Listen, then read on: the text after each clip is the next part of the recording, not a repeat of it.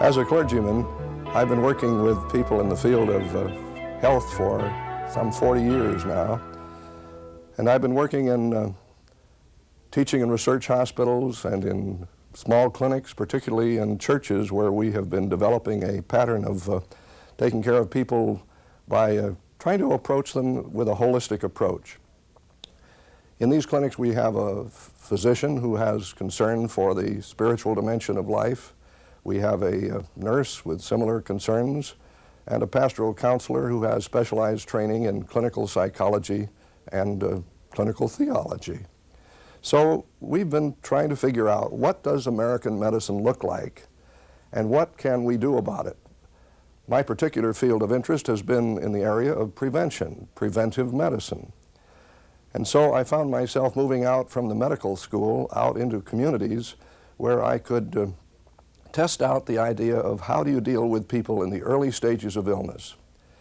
Only recently, a famous medical clinic in America determined that 50% of the patients they see have illnesses that could have been prevented.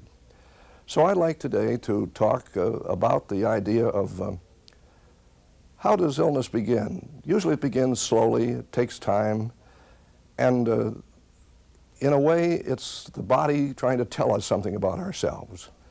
In fact, it's almost like a play or like a drama in 3 acts.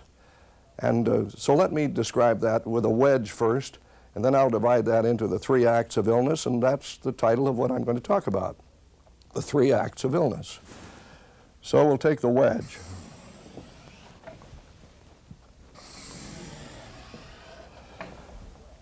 And we'll say that here, over here, are people who are well. And then over here are people who are the worried well, or the well-worried. Then we move into the wedge itself, and we'll have to divide that into 3 acts. Call this Act 1, and this Act 2, and this Act 3. Now, as we've been working with this, particularly with medical students, trying to decide how to describe this and try to develop it so that it could eventually get into medical magazines so they could see what we're thinking, I suggested that these medical students go home and come back with some rather technical words that would describe this so that it could get into a medical journal. And so they came back and they said that they had decided that the name of the first act should be, and this was a pretty technical name, would be Little Bit Sick, those rascals. Then Act 2, they said, should be called Sicker.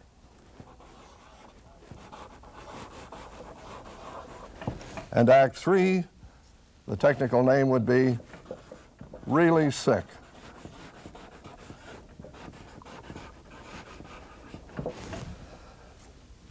Now, as you look at this and ask the question, how do people get sick and what happens?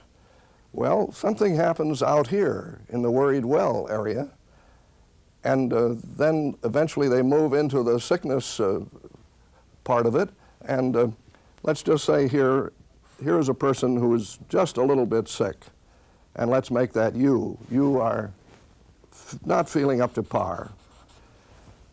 You have to be your own doctor, and you have to be your own doctor 99% of the time. You make your own decisions as to how you're going to respond to problems. And you make a diagnosis. Your first diagnosis is, let's say, I think the reason I just don't feel up to par is that I've been burning the candle at both ends. And so you are a diagnostician, making a diagnosis just like a doctor. Then you have to decide what your treatment's going to be as a result of the diagnosis you've decided on. And like a doctor, you then try to hold yourself to the treatment plan, and let's say you decide that you're going to slow down, you're going to get more sleep, you're going to get more exercise, you're going to learn to say no more effectively. And if that was the proper diagnosis and the proper treatment follows, instead of getting sicker and moving into this wedge, you reverse the process and you get weller, or you are feeling better. Now, most of us do this over and over again from time to time. But sometimes we don't go through with the treatment. We know we ought to, but we don't. So we move along here, and about halfway through Act 1, we find ourselves saying, I just can't do this by myself. Maybe I ought to talk to somebody. Or maybe somebody talks to us. And that's, I'm thinking particularly of the spouse, usually a wife who gets after her husband, and she says, George, if you don't slow down, you're going to get sick. And do you know how I can tell when you're getting close to getting sick? No, how can you tell, he says. It's because you get so irritable. And George responds, I am not irritable. But we all do that. But in effect then, the spouse becomes the doctor and gives us a diagnosis and treatment and gets after us, and usually that works. And so we revert back and we get well again. But sometimes we don't listen to our spouse or some friend, and we move a little farther along, and now other friends begin to notice that we aren't what we thought we were. We thought we were able to keep this from people to know that we weren't up to par. So here's a group of people talking to a girl, a woman, and they say, Martha, we're concerned about you. You haven't looked well. Have you had a physical exam lately? Ooh, this usually gets people to do something about it. So friends here are very important. Here is the family, in other words, or the spouse. The family got after us and we followed their advice maybe. But friends are also very, very important. And if we listen to them and they are accepted by us as our doctor, as it were, we then get well again. Now, all of us go in and out of Act 1 over and over again. And this is just a natural thing. We're in and out of Act 1, taking care of ourselves.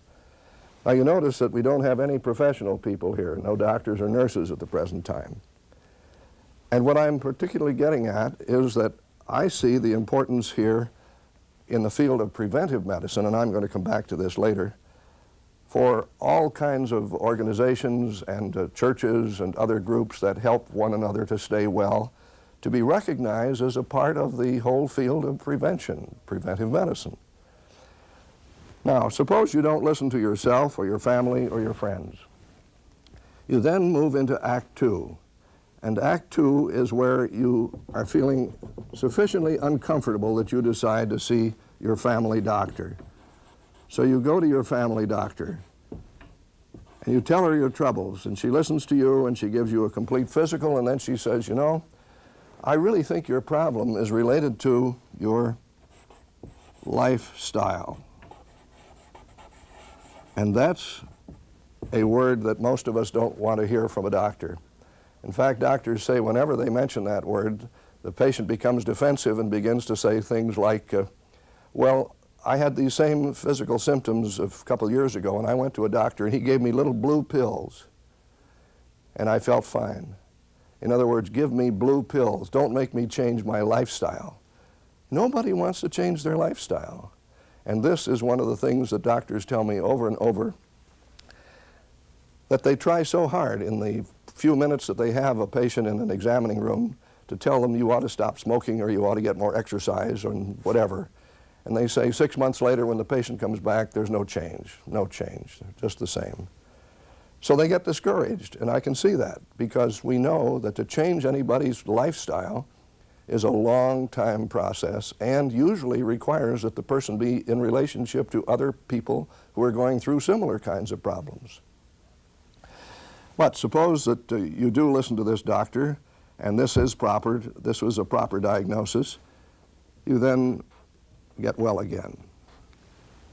But suppose you go to a doctor who isn't interested in lifestyle and gives you the blue pills maybe because it's easier to handle you that way, and it really doesn't do the trick this time, and you get sicker and sicker. And finally you're over here at the end of Act 2 and the doctor says, I think you'd better come into the, let's call it the community hospital for a checkup. So you go into the community hospital and you spend 2 or 3 days there, and they give you all the tests, and they do a great job of taking care of you and listening to you, and the nurses are very helpful with tender, loving care, and you get well again. Now, most Americans don't get sicker than this over large portions of their lives. They're taken care of by the family physician, the primary care doctor, and by the local community hospital, and that does the trick. But it doesn't always work. So suppose you continue to get sick. Now you move into Act 3 of this whole picture, and now your problem is bigger than it was before, and your family doctor says, I would like you to see a specialist in this field, a friend of mine who knows a great deal about this particular kind of problem. So you go to see the specialist, and the specialist is really concerned about the fact, and all specialists, I think, could be said to be concerned about the fact that they often don't see patients until the third act of illness.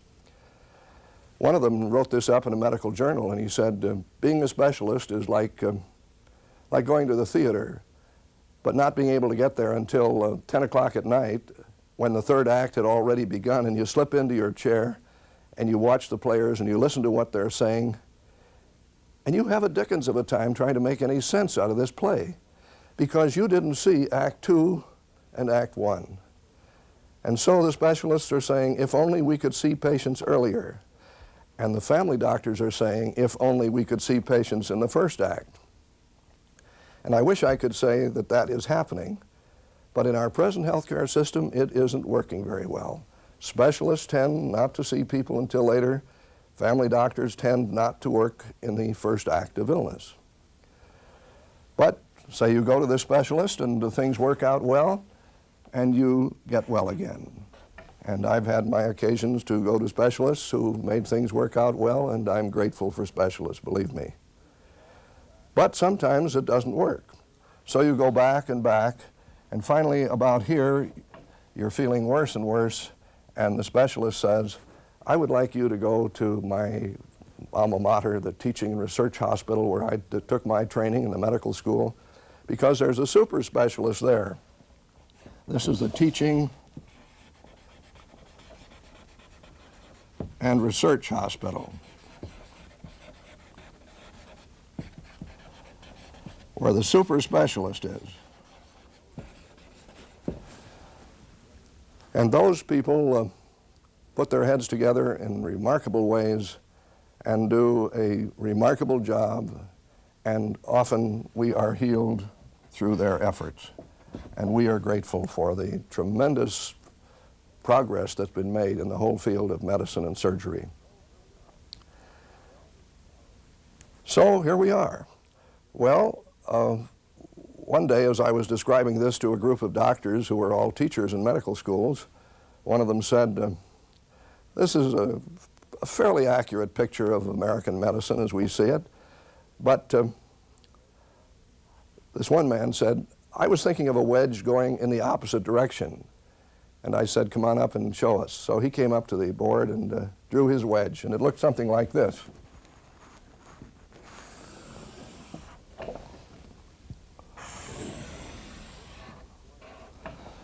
Now he said this wedge going the other way is to describe all the people in America who are ill on any given day. He said the best educated guess would be that 60% of sick people are in Act 1. 60%, I said, and the other doctor said, yeah. These are the people who are buying billions of dollars worth of things over the counter that are not prescription drugs,